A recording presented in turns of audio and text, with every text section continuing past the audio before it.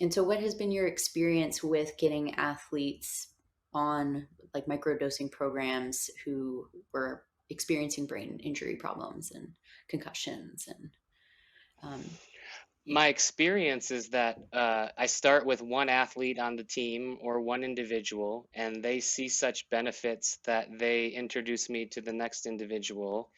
And so it's kind of it's all word of mouth, but Mm. they just see a real benefit. There's not a lot of education. There is more these days. I shouldn't say that. Teams are spending more time on diet and trainers and everything, but athletes are still going out and drinking tons of alcohol, and they're being given tons of pain pills. Like, no one Yeah. wants to talk about the pain medication that the athlete's given who's gotten a continuous concussion.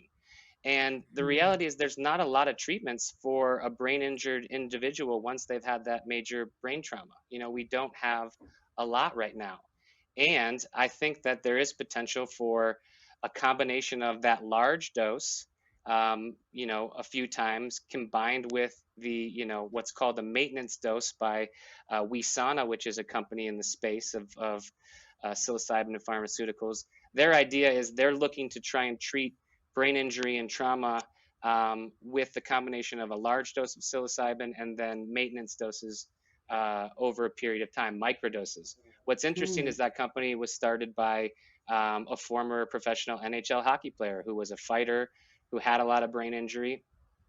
And he speaks in the first person about how much the combination of large doses and small doses has helped him.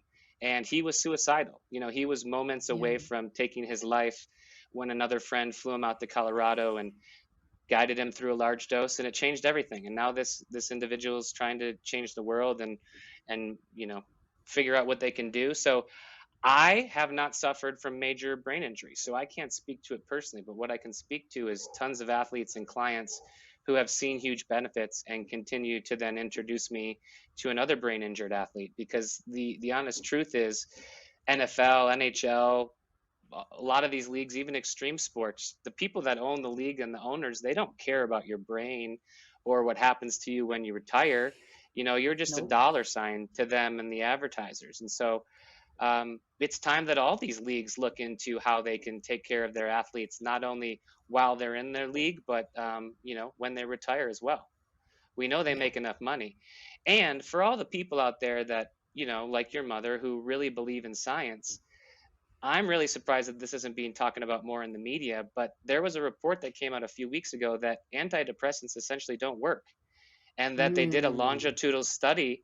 They did a longitudinal study on antidepressants where they tested people with extreme depression who didn't get antidepressants for 2 years, and then they tested people with extreme depression who did get, and they were in the same place after 2 years.